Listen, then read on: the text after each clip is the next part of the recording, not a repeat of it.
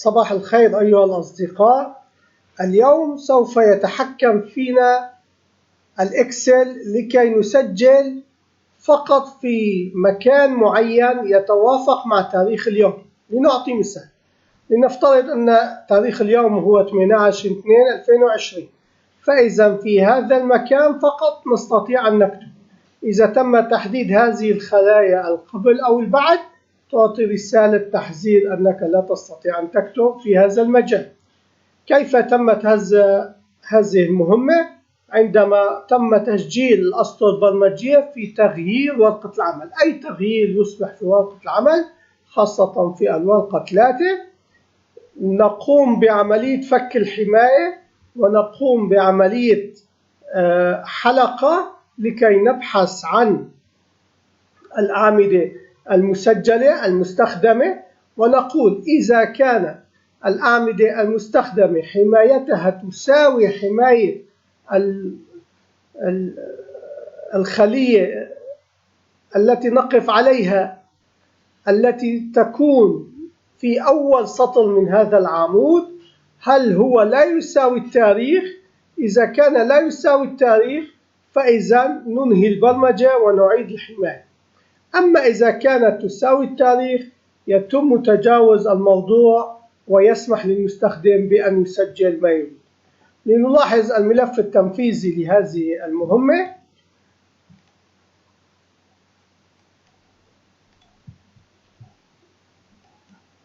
هذا هو الجدول.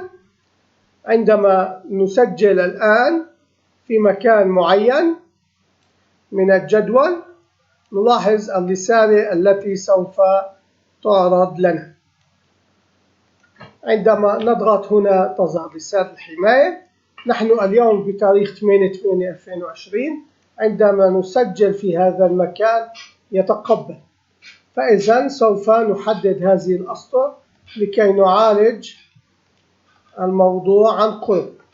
إذا تم التسجيل هنا نلاحظ ما تم فك الحماية ووضعت الحلقة انتهت، لأن التاريخ الذي نحن نسجله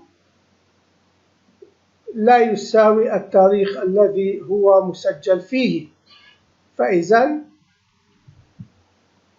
تم السماح، وهنا تم السماح، وهنا تم السماح، وفي الأخير يسمح لنا. أما إذا تم التسجيل هنا نلاحظ لا يسمح لنا بالتسجيل، فقط في العمود الذي يتوافق معه تاريخ اليوم. شكرا لمتابعتكم. معلومة جدا مهمة لكي نتحكم في إدخالات الإكسل. نعود ونذكر ميزة الترجمة الموجودة في اليوتيوب. من الإعدادات نختار اللغة التي سوف تعرض لنا نص الترجمة المطلوب. إلى اللقاء غدا مع معلومة جديدة.